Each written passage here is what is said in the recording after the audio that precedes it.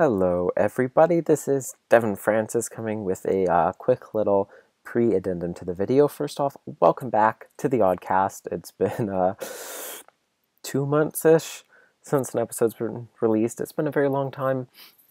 So welcome back. Sorry for the delay. Also, you'll see that my hair is straightened. First time that's ever happened before. So yeah, you can enjoy the weird looking mess that is. Kind of exciting. Before we get into this episode, I wanted to put on a special little news segment. As many of you will already know, I just wanted to bring it up now. Album 59 news has been released. It is going to be called Taking the Plunge. The cover has been released, which I will put on screen right here. And the summary has been released, which I will not share for you because it has a huge spoiler about the end of album 58, and since this is a review, I won't share that until we're finished our reviews for album 58. Fortunately, it's a spoiler that I already knew about, so at least it wasn't spoiled for me. Victoria doesn't know anything yet, though, about it, so I'm not letting her read the description. The big news about this news is that the album will only contain 6 episodes, which is obviously a huge anomaly and very odd, especially thinking back to the fact that this current season, album 58, it has 14 episodes in it, which is more than the usual 12, that there will only be 6 in this one. When Dave Arnold was asked about it by a fan, he responded with this letter. He says, "Hi, Ashley. No, not split, but they're moving sorry. It's not, but moving forward, our albums will be in 6-episode configurations. We are doing this as a result of input from buyers and sellers who say they would prefer that we release our product more often and with a lower price point. By making this change, we'll be able to release 2 6-episode packages of new material per year. People won't have to wait for the 12 episodes to be produced before being able to purchase them. And each package will be sold at a lower price, which we hope helps as well. The albums may wind up with cliffhangers, depending on whether we decide to do longer story arcs, but they won't be A/B albums like we did years ago, referring to albums 44 and 45, which both had 6-episode A and B halves to them. Blessings, and thanks for listening." So, yeah, I guess then there will be 2 of these albums per year, which means there will still be a total of 12 episodes per year, like there used to be 24, but adding to the OAC still makes 24 per year, with 12 public and 12 OAC episodes the way there was this year, except there was technically 2 extra public episodes, but that's beside the point. The other thing, of course, to say is we've missed it by a month now because it's been so long, but happy 27th birthday to Adventures in Odyssey, which was just barely over a month ago. Congratulations, many wonderful years to come. We are so grateful to have you in our lives. And so without further ado, I will turn you over to our review of The Ties That Bind, parts 5 and 6. Hey everybody, this is Devin Francis, aka Leonard Meltzner. And this is Victoria and Animal. And you're watching episode 46 of the Adventures in Odyssey Oddcast. Yeah! Yeah! Radio voices! Okay, what are we talking about today, Victoria? So today we are reviewing The Ties That Bind, part 5. And The Ties That Bind, part 6. Wait, yeah. 6. Yes. True. 6. Before we get into that, there's something I want to mention. Someone left a comment in the interim between this episode and the last concerning the formatting of the Oddcast in terms of video, audio stuff, and just asking like if are we ever going to be changing over to audio format for these episodes? And as nice as that would be sometimes, we are going to keep these episodes in video formatting. However, while I do realize that it is a lot easier for some people, depending on how you listen to them, to do so in audio format alone, especially since there are quite a few episodes where the video portion doesn't add a whole ton to your experience of the Adventures in Odyssey Oddcast. And so as a result, there are tons of websites online where you can just put a YouTube URL in and it will spit out an MP3 of the audio. And so I will include a link to one such website just as an example down there. Feel free to Google your own, and then you can just take the URL from the video, put it in there, and then you can listen to the episode if that's what you want to do. It'll just make things, a lot easier for you then. The only thing I would ask is that you click on that episode you're doing it for at least once, so we can at least get that view, because it helps us in terms of figuring out, viewing statistics and what people are watching and what they aren't. So it's helpful for audience feedback for us. And you can find other sites like that too. If that one doesn't work for you, just remember you're using it at your own risk. This is the internet. Browse safely. Remember, kids, always use virus protection when you're browsing the internet. Yes, always use protection. Okay, so Ties That Bind, Part 5, Episode 755, written by Mr. Paul McCusker. Let's begin. My turn. Yes. So, this episode, can't remember what order these things wrote in, just kind of jotted them down. Probably the wrong order, I'm pretty sure it is. Connie opens June's mystery box, and old artwork and school reports and other various things from Connie's childhood are inside. Vandalism at Wit's End is tied to the binds of the Let's Get Together festival, and Detective Pullhouse confronts Miss Adelaide about it. And meanwhile, Buck has a hard time readjusting to his new life, and Wooten's sketchbook is stolen, even though Hadley bravely, I can't use enough quotation marks, I'm using like 600 right now, tried to stop them. Yep. That is what did happen this episode. What happened in a previous episode, in the previously on, which is the first thing that I noticed, was that Katrina said to Buck, "Welcome to your new life," emphasizing the word new, and she made it sound like My Girl Hallie. Foreshadowing. Welcome to your new Foreshadowing. Life. Probably not, but I just want to point it out. Are you saying that Katrina really is a laptop? Yes. Devin? I love Katrina. Like you originally thought. Okay, Devin originally actually thought did Katrina was... Yeah, you did. Huh. You thought Katrina was a computer program, or she got trapped inside a laptop or something like that. that. Well, yes, I know that. Or was like the name of Eugene's laptop, because we had like... 500. Yeah, 500, and we didn't know who Katrina was. And we heard, I love Katrina, my We laptop. knew she was Eugene's wife, but we hadn't heard the episode from whence the clip came during the 500 seconds of Odyssey. So Devin thought Katrina was actually trapped in Eugene's laptop. I thought it was like Escape from the Forbidden Matrix kind of thing. I think that would have been a cool episode, honestly. Because I'm pretty sure, like, the video game or the movie or something like that has the cover and it, like, has Katrina inside the computer or something like that. So I thought that's what it was. Sorry. I'm not blaming you, I'm just pointing it out. Dale Jacobs is back Jacobs! Again. I'm so glad he's becoming a regular. Again. I was listening to this episode.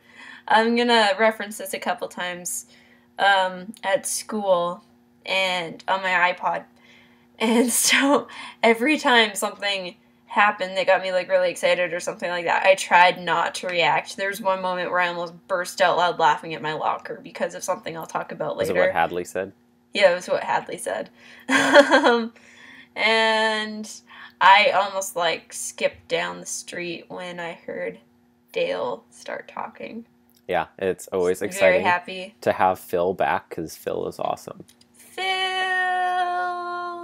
Yeah, even though we accidentally misidentified you in our movie review. We don't talk about that. We corrected it in the end. Connie, before the chest opening, she goes, "Well, I sure don't know anything, as usual." And I'm like, it hurts so much more coming from Connie now, ever since life expectancy. I think I relate to Connie the most. I don't know about you, Devin, but I think I'm the most like Connie out of the Odyssey cast. What do you think? I don't know. I guess you do have similarities with Connie. I don't know if she's the most similar one. I'd have to think about it. There are thousands of characters which have appeared on the show. Yes, I know. So I totally called what was inside the box. and I think I deserve a standing applause for that. Feel free when you're ready, Yes, Devin. you hit the nail on the head. There were no guns or fake IDs. I totally called what was in that box, and I was so proud of myself. I was just sitting on the bus. I'm like, I called what was in the box. I didn't actually say that, but I did in my head. It's true. Yeah. So, because what's that other episode where it's like, oh, it's all these old things, and I think I was thinking of, I don't know. I think I was slightly thinking of the letter? the Treasure Lamond and not the letter, Buried Sin and like a bunch of other things where they uncover old mystery stuff. I'm like, oh, I bet it's like a bunch of stuff from Connie's childhood and stuff, and it was, and I'm like, yes. Yeah. I'm good. Yeah. So, yeah, you could tell already they're talking about Buck, or Emily and Matthew started talking about Buck, and I was like, oh no, here comes the Buck Emily. Okay, stuff. like, it really, really, really, really hit me while I was listening to this episode. Buck is becoming Richard, and I'm not sure how I feel about that. Like, even more than he already was. It kind of makes me upset because, like, I really love Richard and I really love Buck. It's just, I don't know about you, but at first, like, just the stuff with, like, the crush and working for the bad guy and then redeems himself, I'm like, gets put in jail, then comes back. I'm like, I'm okay with that. It's, like, the exact same thing, but it's different in lots of aspects, so I'm fine with it. But now it's just like trying to readjust to normal life. It's like everyone doesn't trust him, which is really understandable because why would they? But everything's just so much like Richard. It's actually starting to annoy me. Don't get me wrong. I still really love Buck, but what do you think? Yeah, it is very similar, and I don't know if they made a conscious like perception of that or not, like they chose to do that, or whether it just kind of developed that way through the natural tropes of storytelling, but Like, it is an undeniable fact. I don't know if I'm just, I don't know, picking at it too much, but I don't think so. it's like, it's kind of, I don't know, a little slightly upsetting, know what I mean? Yeah, That I understand. It's so similar. I really wish it wasn't. Mm-hmm. So we see Wooten and Hadley trying to convince him to let him help, and I'm like, no, Wooten, don't give in to Hadley. Kick his traitorous butt to the curb. Okay, wait. Correction. I was not on the bus while I was listening to this episode. I was in the car. So, like, I was in the car, and then I'm just kind of, like, thinking to myself, and then Penny's just like, Hadley's the perilous pen! And then Wooten's like, what? And I'm just sitting there, and I'm just like, and then Penny's like, isn't it obvious? And I'm like, yes! And Wooten's just like, and I'm just like, and then Penny's just like, well, who else is it? I'm like, knowing Wooten, he'll probably say it's you. And then Wooten's just like, well, it could be you. And I'm just like, I hate my life. I know, because we even predicted that before. I'm like, he would think it was Penny before he'd think it was Hadley. And however, and then the ending of the episode. We're still, wait. No, I want to talk about that now. Fine. The stuff with Hadley makes me so angry. You sound angry. I am so furious at Hadley. Excuse me, yeah, I can tell that by your laughing. But yeah. It's not laughing. I'm trying not to cough. It was ridiculous. Having trouble breathing because of my coughing. And then, like, the ending, I'm like, finally he knows he's going to talk to Hadley, and Hadley's like, and then I'm, like, grabbing my stuff, getting ready to go home. I'm at my locker, and then we're like, Hadley, are you okay? And Hadley's like, it's okay. It's only a flesh wound. And I'm just like, dying laughing at my locker, hoping no one sees me. And I still can't believe they said that. Yeah, he has thrown Wooten's scent off the trail. Hopefully not. hopefully Wooten's smarter than that. Before we thought that he wasn't, and then they're like, he must be. I was like, thank you, Penny. And I should point out, apparently Wooten had also already entertained the possibility that Hadley was the Perilous Pen. I didn't give him something I credit. appreciated, that he was actually like, well, I did kind of think about it. I'm like, thank God, because it's so obvious. Yeah, and then I thought, like, oh man, how funny would it be if Wooten started feeding Hadley false intel about the comic to post online? That would be so great. No, there's still time for him to do that, you know? I know. Like, it still is a possibility. That'd be so great. But then Hadley has stolen the notebook or whatever it was that he took. Yeah, but, like, Hadley fought has off a the brave power attacker to save his mother's flower money. If, like, Wooten did do something like that, I have the feeling that, like, Hadley has the power to kind of, I don't know, like, get back at Wooten for that. Like, that's true. by, like, kind of, like, taking everything Wooten said that was a lie, and then taking all the real stuff that does happen with the comic, and then kind of twisting it and manipulating it so it looks like Wooten did all this terrible stuff or something like that. You know what I mean? Yeah, but none of this all has to do with the comic book, not with anything Wooten's actually done. Well, so it's not like it's not like the Reichenbach fall. About it's not like you can get Wooten to kill himself over it or anything. Like, well, what? No, I'm talking about the comic book too.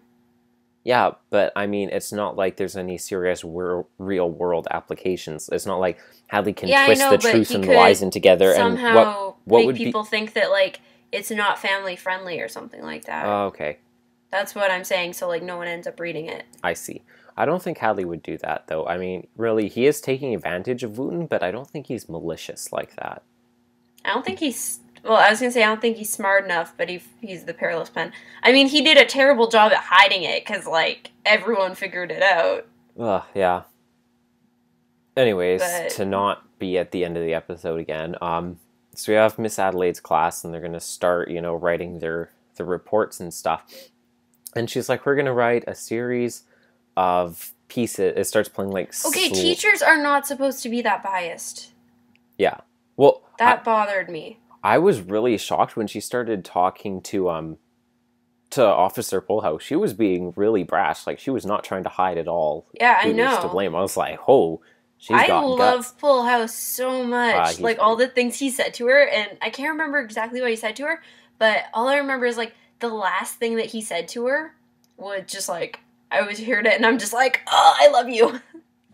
Yeah, I was like, he's a police officer. She's not talking to Wit. Like, he's like, you're not being very tolerant to her. And she's like, careful there, officer, or something. And he's like, what? And she's like, something terrible might happen to you. He's like, are you going to drive by paint the police station now? She's like, well, it could use a new paint job. I was like, whoa. Yeah. She's like, forget Wit. I'm the new mob boss in town. Wow. Anyways, she starts talking to the students about, like, you know, it starts playing, like, slightly eerie music, and she's like, we're going to write a bunch of essays about, like, injustice and identifying privilege and stuff like that. It starts playing, like, Dungeons and Dragons music, and it's just like, we're going to talk about the gays. She starts talking about, like, it's like Dr. Trask's, his Dr. religious club church thingy music, but that was annoying because, I mean, I know it's going to work towards, like, you know, sexual prejudice and stuff like that, but it starts talking about, like, gender stuff like that and actually, like, valid stuff. She's like, I want you to write about, you know, stuff where we've, like, you know, where sexism has affected our lives and stuff like that, and, like, actual real valid things. I was like, if they start painting negative strokes all over feminism, I'm gonna be really angry. And I can't say that I would ever see that happening here, though, because there have been episodes in the past that have indirectly talked about, you know, feminism positively. No, I'm talking about positively, Victoria. Well, that one... Well, I mean, it was positive, but then you also had Margaret Faye's, like, slightly overboard stuff, which also made it seem negative. What did I call it? The old people Yeah, the old people club, yeah. The old people club. Yes, Victoria. June Kendall is part of the patriarchy. And June Kendall is part of the old people club. Oh my goodness. Okay. But, yeah.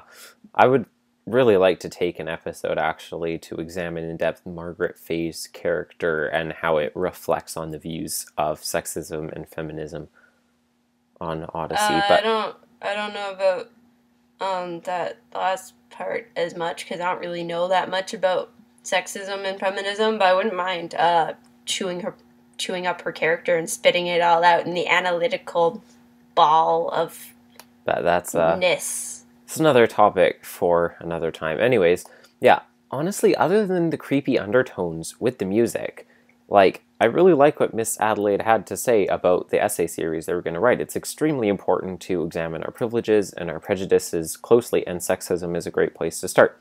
Even what she said at the end of all of it, honestly, apart from how it fits into marriage and family structure, I would prefer to get rid of about 98% of our traditional gender concepts and stereotypes. So, I agree with her for most of that. Obviously, it's going to devolve into something worse, but it certainly started out just fine. I'd like to point that out. That's what they said about Dr. Trask Group 2, Devin. I thought you were going to say communism. Oh. Same thing. Dr. Trask is a communist. Is that what we were you're watching trying to say? X-Men Days of Future Past last night, and Peter Dinklage in it, who is the bad guy, his name is Dr. Trask as well. So I remember when we were watching that in the theaters, Devin leans over to me, he's like, is every single bad guy named Dr. Trask? And I lean back, I'm like, that's exactly the thing I was thinking. I know. The one time they said his full name, they're like, Dr. Oliver Trask. I was like... Yeah, Devin and I just kind of like looked at each other, we're like, no, it can't be the same one, can it? But no, because they said Oliver, so I was like, no, his name's Benjamin. Oh, so, no, this is a different character. It felt wrong. Days of X-Men Future Past, or no, Days of whatever. Days of X-Men Future Past. Days of X-Men Future Past. The ending made me cry tears of happiness. I know, I told everyone that last night. Anyways. That rarely happens. I cried because it made the last movie not real. Back on track. Emily still has apparently a pretty serious crush on Buck, it seems. Not sure how I feel about that. Yeah. And that is the end of all my I don't notes really for this think episode. it's as big as it was before. No. It's just that she really cares about his well-being. I don't really think she has that much of a crush on him. Yeah, but when he first came over, she was pretty flustered about it. Well, that's because that's understandable. Like, it would happen to anyone. Yes. Not anyone, but you know what I mean. No, I'm saying not flustered in the sense of like, like flustered, like romantically flustered. Not as much as she used to be, but it was still there. No. Yes. I know what you're talking about, but I don't think she's really as into him as she was before. Not as much, but it was still there. That's what I'm saying. That's all I have to say. That's I the end still of my ship notes. Emily and Matthew, so I don't want any, like, Buck and Emily in my Emily and Matthew. Are you just trying to break up the whole Richard Lucy thing? No, that gets broken up by Jack anyways. I was going to say, does that mean Trust that Matthew is Jack? Lucy has enough suitors without Richard trying to get in there, too. I was actually going to say, does that make Matthew Jack? Because Jack does love to solve mysteries, after all. Who knows? Anyways, final thoughts or any other rants that you had before this or anything else? No, there's a couple more things. The box thing. I want to talk about the box again. Because, oh, June. Part of me wishes I wasn't right because that was so sad. Let's talk about Vance. I want to talk about Vance. I am so worried about Buck. Do you think that Vance... Well, it doesn't sound like anything... Wait, are you saying... Wait, let me guess. Are you going to say that Buck, Vance, and Jules are all involved somehow? Don't say that. Don't say that, please. Sorry, I mean, I don't think that... Listen, Victoria, be quiet. I don't think that Buck is going to have anything to do with Vance in the future now. They told him that he's bad news. He's like, okay, I'll stay away from him. But I don't understand that scene. Like, it makes no sense to me. What doesn't make sense about it? Well, like, the way he went over to him and he talked to him and the way they kind of, like, you don't actually hear anything they said, but the way they kind of, like, went with everything, it really felt to me that Buck was, like, trying to, like, I don't know, make a deal with I don't him think or he was... something. No, but he didn't know who Vance was. Like, he didn't know Vance was any... So, to me, it seems like Buck came into the lunchroom, didn't have any friends. He saw some random kid gesture him over, he started talking to him. Vance was angling to try and probably pull him in, which is what I just realized. He was probably trying to pull Buck in on his scheme with him and Jules eventually. And then Buck said no. And then... But, well, he probably didn't say anything about it right away. Well, he didn't say anything, but he kind of, like... Left. No, He was Victoria, probably like, let me think finish. About it. Fine. Okay. He was just trying to make friends with Buck or get close to Buck, so eventually he could pull him in on that. He obviously didn't say anything that tipped Buck off in that conversation. Otherwise, he would have known something already. But he started talking to Buck, and then when Buck came over, they're like, you should probably stay away from him. And he's like, okay, I'll do that. So it's sort of a developmental scene for Buck, because it shows that that Emily and Matthew and those guys were looking out for him. But it also, on the other hand, also gives more kind of more bits of foreshadowing to whatever's happening with Vance that he was trying to pull more people into with whatever he's scheming with Jules. Okay. That is my view on the purpose of that scene. That makes sense to me. Thank you. I was going to say something. Oh, yeah. I'm surprised that they actually did Hadley's reveal so early. Yeah, me too. Also, Comic Connellsville's over. I didn't think it'd be over that fast. Yeah, same. And I said that last time, yeah. Connie's box arc is over, and I didn't think that would be over that fast I think it's because everything is going to be converging on this, like, Hangman's Hollow thing. Yeah, I know. Whatever but, it is. Do you think the climax is there? I still say that we should just push that off until it becomes relevant. What? Just not acknowledge it, the ghost town. Oh. I just think we shouldn't even, acknowledge it as a thing until it actually, we learn more about it. I just still don't know what...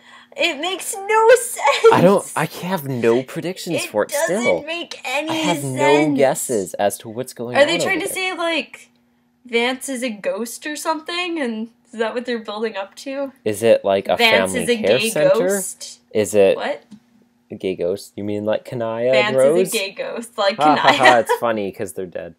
Oh, Sadness. No. Sad stuck. No! The bus of sad stuck driving over a cliff. Oh, no. Rose and Roxy.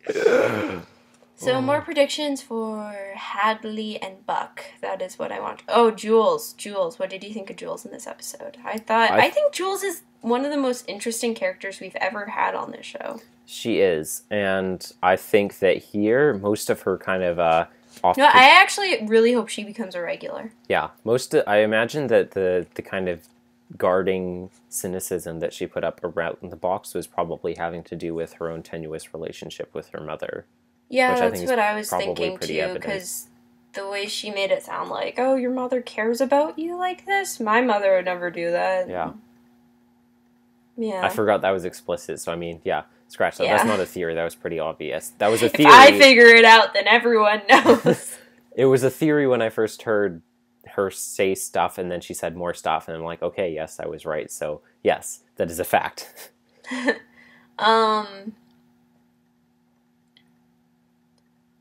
What do you think's gonna happen with Buck? I don't know. We'll find out next time. What do you think's gonna happen with Hadley? Up to the timeline. He's gonna kill everyone. He's gonna stab them with his pen. Oh my gosh, what if... Okay, what if... What if Wooten turns the Perilous Pen into a supervillain in the Swiss Family Robinson comics? Ooh, I could actually see him drawing inspiration from Hadley. And Hadley being like, will you forgive me? And then Hadley's like... And then Wooten's like... I'm gonna do better than that. I'm gonna make you a villain. And Hadley will be like, cool. And then you'll get a redemption arc and all that stuff. Yeah. And then it won't actually happen in real life. And Wooten will be like, where did I go wrong? But I could totally see Hadley, now that he's quote-unquote injured, being, to Wooten being all like, oh, I'm hurt. You have to take care of me. I can't leave your side while you're working on the comics. Yeah, and Wooten's like, is there anything else I can do for you, Hadley? Well, you could tell me a little bit more about those comics. Okay. Yeah, I know. We need to stop talking about this now. Turn people over to part 6. Yeah. Hadley just infuriated. Okay, I was watching a cartoon this week. It was like an old cartoon. I hear one line from one character, and I'm like, that is Hadley. That is Hadley. And I checked it on IMDb. and AIOO Wiki, and it was Hadley. And then I also found out in the process that PJ is Hadley's voice actor. Which does make sense. They have the same VA. Okay. Which I never realized. Yes. We should stop there, turn people over to part 6. Okay. All right. Bye, guys. Do, we can do. Woo! Hello, everyone, and we're back after like 2.5 months-ish, 2 months-ish since we recorded last. It's been a very long time. Victoria was 10 years old last time we recorded. And so we are finally back. It's been a very long time. No longer all by myself. Not yet. To cover part 6, episode 756, The Ties That Bind, part 6. It's taken us a long time to get here between the first half and the second half of this episode. I can't even remember which episode of the Oddcast this is anymore that we're doing. I'm probably recording this to the What Is Core Let's just say 67. File. Yeah, that sounds about right. Welcome to episode 67. Well, they're already halfway through the episode, Victoria. Anyways, it's been a long episode so far, and it's going to still be a long episode, so we should get through this really fast. It's Christmas break right now. Merry Christmas. Originally, we planned to record our reviews for these episodes in between each week as they came out. Album 58 is now finished airing, so it's been pretty busy, but now I'm done school for the year, and Victoria's on Christmas break, so we can finally record. Victoria's done teaching for the winter break, she's done her history exam, she's done her French her oral provincial at least. So, here we go. This episode was written by Paul McCusker. What is our description, Victoria? Okay. It uses his and Matthew's train set as an analogy for how marriage works. Buck does whatever he can to do to help out at Wit's End, and Jules takes her own personal tour of Wit's End. Olivia finally has her long talk with Whit about tolerance and Miss Adelaide's opinion on the matter, and Whit sends Olivia on a Room of Consequence adventure. All right.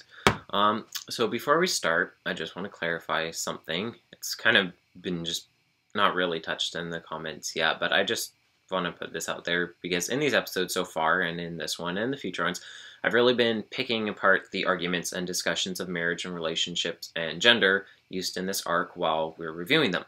However, it's a topic which I have a lot of passion about. However, I want to clarify my stance here, lest anyone mistake what is going on. Now, as I stated earlier, I believe that marriage equality should be the law in a secular country until someone discovers a spiritually objective reason why it's significantly harmful compared to exclusively heterosexual marriages. However, while I disagree with Focus's stance on that issue, I do believe that the Bible states that homosexuality is a sin. I'm picking apart these arguments, yes, but that is from a point of devil's advocacy.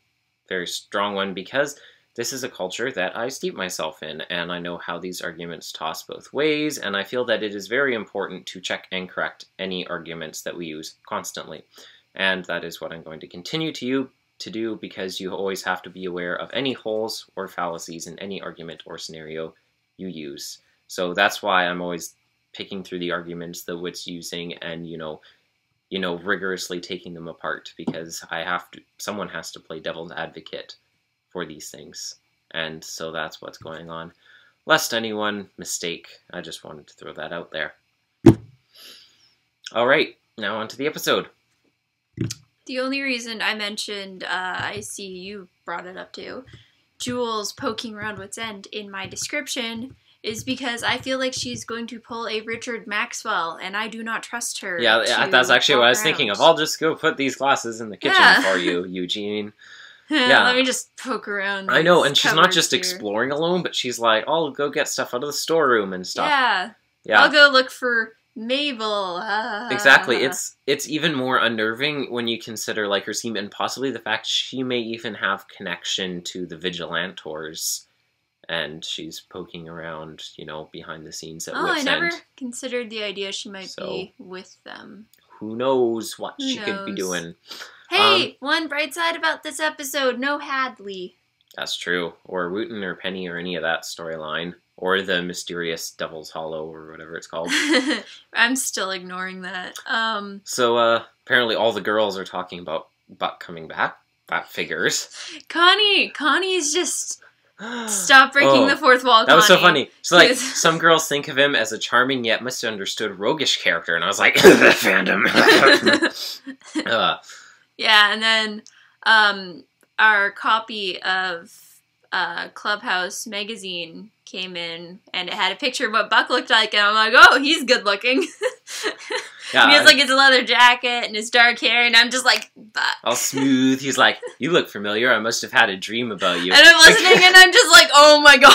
Camilla swoons. Eugene's like, no, pulls him out of there. No, I'm just listening, and I'm just like, because Camilla represents the fandom, and Eugene represents like the writers. And then it's just like, all the fandom, they're just like, oh, Buck, you're so, And then the writers are just like, no, this isn't what we intended. No, pull him out of there. We gotta get him out of here. So, yeah, and I think that's why they had Eugene be like, it's not a good thing to like characters like this. You know that, right? I guess might as well put a picture out too. Page 21. Yeah. Look at that. Look at that bod. I'm kidding. I'm kidding. But except you're not. Yeah, except I'm not. Yeah, so I'm finally home. I finally get to see the OAC package, which finally arrived after like 11 months of mismailing and stuff. Look at our autograph poster. Oh, look at all those people on it. Oh, and it's not like a copy of their signatures. Like they actually signed this poster. They actually Devin was like smelling it once he got it. He's like, they touched it. And he's like smelling it. It's very exciting that we finally got that to arrive. Devin's hugging it. They were in the same presence as it. Oh. Yes. Okay, so now we start getting into the meat of the episode. First we get... I feel the need to say my description was very short compared to my other ones, because basically the whole episode was talking about that train analogy to marriage. Mm-hmm. It was a very, very long explanation. I feel it's one of those explanations that most people have to do when they're trying to explain something that's sometimes not really, in this case, complicated, but then just people keep on asking questions, and then it just kind of comes into a really, really big, long thing, like my rants. And, yeah. All right. What I mean? Yeah. So, okay, we first start out, before we get to the trains, we have Olivia and Matthew talking about the essay for school. They're talking about gender stereotypes, or about being transgender. It was really hard to tell at first, and it started to get kind of cloudy. I couldn't tell if they were talking about one and not the other, and not being specific about it, or whether it was kind of trying to lump the two things into one group, which is very different. Sure, and so I was really concerned about that, because those are very, very different things. Because on the one hand, there's like being transgender and believing that you are a different gender than you were assigned at birth, or being non-binary, intersex, or something like that, which is one thing, versus, just wanting to break down traditional gender stereotypes, like boys liking something that's pink, or girls playing sports, which obviously is completely fine. Because, when you talk about gender roles, there's stuff that's based biologically, there's stuff that's based in scripture, and then there's the majority of the stuff, which is just stuff we've picked up from tradition over the years.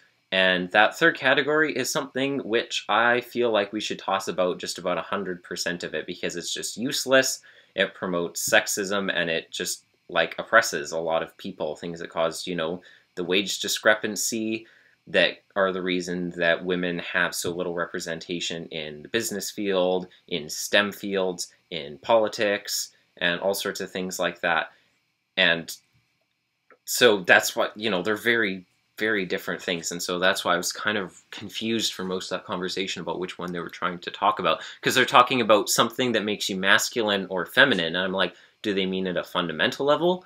What do they mean by things that make you masculine or feminine? Do they mean colors and toy trucks versus, princess dolls, or are they talking about like actual fundamental sexual qualities or things relating to marriage? Because that's really different.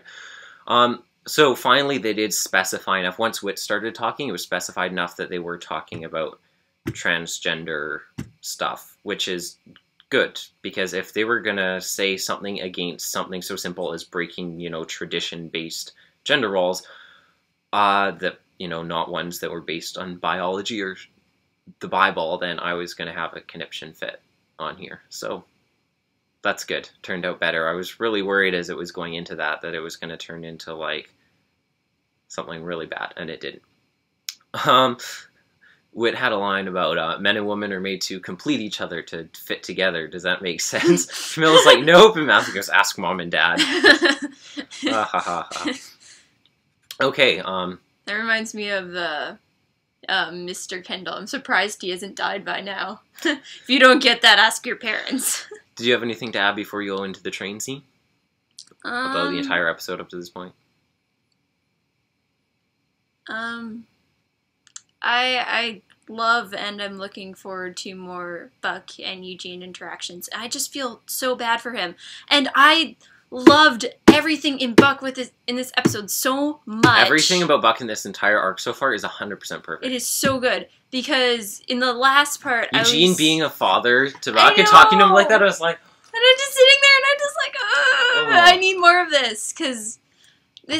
I don't understand why they wouldn't let Eugene and Katrina have a kid, because they're like, it won't let Eugene be fatherly, and it's like, he's already fatherly to the kids at Wit's End, and then they're like, but Buck's fine, let's bring in Buck. I'm perfectly fine with the fact that they skipped all the diaper changing stuff to skip right to, like, the emotional bonding over angsty teen issues stuff. Because, honestly, I think Eugene would do better with a teenage son than a baby.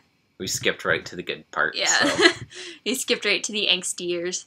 I was so glad with all the things in this episode, because Buck was so much like Richard up until this point, in the last couple episodes especially, and then they just completely broke off from that in this, and that made me so glad. Were you thinking that too? I wasn't thinking that, but I do agree.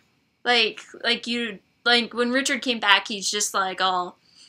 not all the time. He does have, like, lots of personal connections, but he's mostly, like, stop the bad guy, computer programs, all this stuff. Gotta do all these redemption things. And Buck's like that, too, except for the computer stuff. But he's also just, like, kind of the opposite of the computer stuff. Yeah, he's the opposite. But he's also talking about all these things he never had, like the line that's just like, I always wanted a train set. Just like, when he said that, I'm just like, oh, my poor baby. And then, which is like, do you want to help me? And then I'm just like, oh, and then Buck's like, really? And I'm just like, ah. Oh, Victoria. Oh, I love Buck so much. He's such a good character. And he's like, so perfect for Eugene to interact with. Like, we might not have Eugene and Bernard interactions anymore, but we have Eugene and Buck, and it's like, instead of Eugene trying to get along with his cousin and all these comedy things, it's like really, really serious. Not that I'm not saying there weren't any serious things with Bernard and Eugene. Stuff between like Buck and Eugene, and it's like fatherly, and I'm just like, this is so good. I need Buck to stay for all the next albums. I don't want him going off to Africa with Everett and whatever, because I need him to stay here. This means Everett and whatever. That's my username, Victoria. Everett Excuse and Leonard. you. I'm sorry. But I'm Leonard Meltzner. This means that Everett's an uncle to someone that's older than him. Yeah, I know. I brought this up before, remember? Okay. But remember we talked about if he came back and they bond as family members, and the fact that they were both, like, brought up and fathered by, like, psychologically terrorizing villains and sociopaths. I just wish there was more stuff with Everett and Eugene. I wanted more with that. I know. It makes me sad. Anyways, okay. Train scene. It was very well written. I've personally run through similar strains of thought experiments before, and there's also new stuff that I hadn't heard before and that I thought was really interesting. It's not perfect by any means, but it is good. The problem with it I have with respect to gay relationships in a spiritual perspective, like from a Christian perspective, is that the train example doesn't talk about why gay relationships are wrong from any metric outside of the assumption that God says it's wrong. And actually, I mean, you have to understand, I wrote all this as I was going through the episode, and Olivia actually addresses this dead on at the end, which was like, wow, that's perfect, that's great, because I brought up these problems I had, and then Olivia actually addressed them afterwards. So bear in mind that I wrote this before she said that. But yeah, it doesn't, if you're not following the assumption that God says it's wrong, then this example isn't really specific to marriage and gay relationships specifically. It only explains that things may be wrong despite the fact that we don't understand why they're wrong. It's exactly the same as Whit's puppy story that he uses in Member of the Family. It explains that sometimes there are rules, and just because you don't understand the rules doesn't mean there's not a reason for them. However, if you were looking at that from an objective perspective, that would tell you that, but that wouldn't necessarily tell you that being against gay marriage or gay relationships is necessarily one of those rules. You'd need to be within a Christian context to have that be part of the assumptions going into that. So yeah, this train postulate shows that there may be hidden dangers and things we don't fully understand, but to believe that that applies to gay relationships specifically, you have to first believe in the rest of the Bible. So it's only actually applicable within Christian parameters, which is something that's important to remember about it. And Olivia did address that afterwards, which is great. And apparently Whit will continue on with that in the next episode, which I'm really looking forward to hear where that goes. I want to talk about that after. Yeah. I also really appreciate the shout out to heterosexual divorce in this marriage parallel. And I think that's really good because it's important to not pretend that hetero versus homosexual marriages are somehow inherent causer of objective success versus failure in a marriage. So I think that was a really good point to bring up. And I find it interesting, I was thinking as I went through this, I will admit, that the biblical examples and draws so far are all coming from a prelapsarian point of view, which, if you don't know what that means, prelapsarian means before the fall of man and the advent of sin. So we're all talking about like marriage from the perspective of pre-fall of man back in the Garden of Eden before they sinned. After all, just because something was a certain way in the Garden of Eden, that doesn't mean that's how we should live our lives now, because God also designed man to live naked and to be completely perfect without the need for Jesus' redemption. And there's holes in that argument too, I will admit. And like I said, holes in your argument is a very important thing to point out, to acknowledge their presence.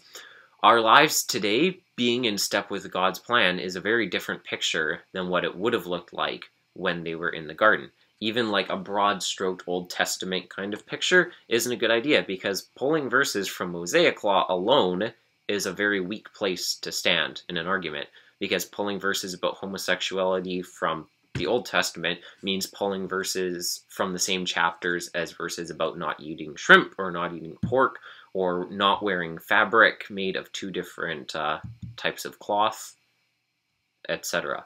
So if you want a solid scriptural basis for an argument about right and wrong, you really need to have a solid foundation in the New Covenant and the New Testament in a way that is solid with the context on a general scale. Yeah. And like I said in my my preamble, I'm not trying to argue here that homosexuality is fine and jives with God's law per se, simply that no proper spiritual argument, I think, has actually been yet presented in this arc at this point to say that it is wrong. They might do that with Olivia, though. So yeah, that's why I say I'm looking forward to see how this argument develops. Just that at this point, I don't think it's been made yet. Super shout out to Whit for acknowledging that his own example with the train set was flawed, even if it has good points within.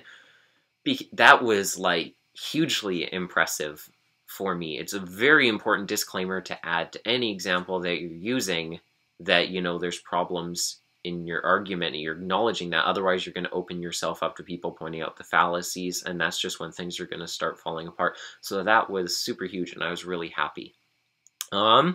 I really hope for Buck that we get a welcome home Mr. Blackherd kind of thing for him, because with all the helping out he's doing, they're like, it's okay, Buck, I have a feeling there's, you know, like Edwin Blackherd sort of like even though everyone's told me that they forgive me, I don't really believe they forgive me because it's a I lot haven't like, forgiven hear myself. Me. I don't believe they've forgiven myself, and so I feel like I need to do a whole bunch of stuff in order to try and, you know, earn their forgiveness, even though they've given it to me because I can't forgive myself. That might not be what's going on, but it's certainly symptomatic of it. So I guess we'll see. You mean, It seems like it. Like, I don't think you mean Hear Me, Hear Me. Or, you mean the one with Grady in the ticket? No, Hear Me with Eugene, or the plot in it with Eugene and Connie, where, is it Hear Me? When Eugene finds out... You mean Broken, Darned, and Dangerous? Yeah, Broken, Darned, and Dangerous. I'm sorry. Same album. That makes a lot more sense. I was like, what's this have to do with listening to each other? And it's about the part with Eugene and Connie where Connie finds out Eugene made her, or she made Eugene cry, and then she just keeps annoying him about it. And saying, it's more about Eugene and Connie's broken arm. Yeah. Connie was faking her part of it to make a point. Yeah, I know. But yeah, I think Welcome Home, Mr. Blackguard is like the most solid example of that, but that's another one along the same lines. And yeah, so Olivia touched straight on what I brought up in my rant about how the argument only makes sense from a Christian perspective and not from like a secular perspective. So that was really unexpected and super cool. I was worried that because... Do you listen and you're like... Yeah, I was worried that they were going to touch on that only because of the demographic of the show, which is mostly to Christian kids, so it would make sense and it would be a problem, but that's not what happened, so I'm really happy. I'm a little wary about the whole room of consequence thing. Like, he's just like, oh, we'll go on an adventure. I'm like, oh, in the imagination station? He's like, in the room of consequence, and I'm just like, oh, no. It's been a while, but I love not the that room long, of actually, consequence. 56, I love everything about the room of consequence. I'm worried about this. I was really confused at first, because he was like, it'll help you, like, understand their perspective. I was like, so you can have some sort of, like... say that? Yeah, I was like, is he gonna, like, have some sort of lesbian turning program in there? And I was like, oh, maybe it means, like, a world... Because he was talking about how conflicts about worldviews in a general society will eventually settle one way or the other. So I was like, maybe he's gonna talk about experiencing a world where there's an extreme minority on exclusive heterosexuality as a worldview, where, like, there's nobody left who believes, like, that homosexuality is a sin at all. I was like, is that maybe? But I don't really see how that works. And then he kind of explained it just a little bit more before it ends. There's this short that we had to watch in school, and it was, like, this world where, it was homosexuality was, like, the norm, and hetero was just, like, weird. Yeah. And did you ever hear about that? Nope. And we had to watch it, and it was really intense. There was this girl, and she was teased for being heterosexual. And at the end, she ended up killing herself. And it was very bloody, and she slit her wrists, and it traumatized me. And I couldn't watch. I think something like that is really good from the perspective of recognizing how much we incorporate heteronormativity into our lives, and especially, you know, in interacting with LGBTQIA people, because it's really easy to, you know, be very insensitive and offensive and even psychologically dangerous in the way that we act, not realizing how heteronormative we can be. And so I think, you know, getting that perspective on things through fiction is a good way to broaden our perspectives on other people's perspectives. But it doesn't sound like that's where this is going to go. So I am extremely, extremely curious about Wit's program now, because it sounds like it may hit precisely on the points I've been harping about. So I guess we'll find out next time. I know as soon as we finish recording this, I'm probably going to listen to part 7 right away. Yeah, we should listen to it at the same time. Yeah, but I'm always pausing everything to write all my notes down, so it'd make it hard. Whatever. Which is why we haven't. Whatever. So that's all the notes I have. Other things you have to comment, Victoria? Weird. What do you think they're going to do with Jules? Because, what are they doing I don't with know. her? This episode was more of, like, subtle setups for other stuff than actual meaty stuff about what's going on with Jules. Okay, something I want to do. What are all the plot arcs we have? So we have, like, Jules and Vance and wherever the heck's going on with that. We had Connie in the box, but that one's resolved. So you count the resolved arcs. I think that's the only one. We have Buck and Eugene and Katrina. We have the Perilous Pen, and I'm gonna loop that in with Wooten's new comic book. And the publishing Yeah, and the publishing firm. I'm gonna put that. And the guy who together. wants to buy his comics. Yeah, I'm gonna put that all. Which is one huge thing. It all centers around Wooten, so it's kind of his arc. So and Hadley. Yeah, and then there's like the mysterious ghost town or whatever the heck's going on with that. There's the Let's Get Together festival. Yeah, the Let's obviously. Get Together festival that hasn't happened yet. And is that about where we are at this point then? And then like Wit and the Vigilantors and Olivia Miss Adelaide. I'm gonna put that in a separate thing. Okay, I guess we can count that separate from Let's Get Together. That's like 7 arcs, and one of them are complete, and we still have 9 episodes left. 8? No. We finished 6 out of 14, so 8 left. 8 left, yeah. So wow. It feels like it should be half over by now. Oh my goodness! I mean, this must be weird because everyone watching this will, for the most part, will you're probably have already done. Finished. So all our predictions, you were like, know more than we do. What are they thinking? Our predictions are probably really dumb. I mean, we really haven't been doing much prediction wise, anyways. We've just been basically pointing out the obvious. The first episode was the only one where we've been making some predictions here and there, helter skelter. Okay, but let's come up with a prediction. Gay Blackguard, what do you say? Yay. Okay, 2 votes against probably everyone who's watching. Yeah. Oh man. Final ratings for this in part 5, if you remember what happened in it. I think we rated part 5. No, we wouldn't have. Oh. Because we rate them in groups of 2. Oh, that was the one with Hadley, and he was annoying, and he's all like, I've fallen down and I can't get back up. Here's all the notes on part 5. The chest opened.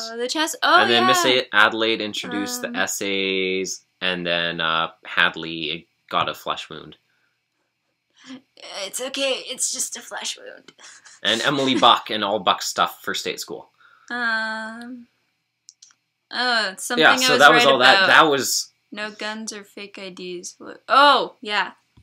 I was right about what was in the box. Yeah. What's in the box? Put the bunny back in the box. What's in the box? That was, yeah. Okay, between the two of them, I'm going to give 4.6 because the last episode had all that stuff with Buck, which was really good, introducing him back in school, the chest and the emotional stuff. And then in this episode, we had the train argument, which was very, very well put together, had a lot of different points and angles that came out. It had some problems with it, but Wit actually acknowledged that, and then Olivia addressed some of them specifically, which is like the best possible way that you could possibly handle something like that. And so yeah, between all of that, I'm going to give 4.6 altogether. Why the mark's taken off, bro?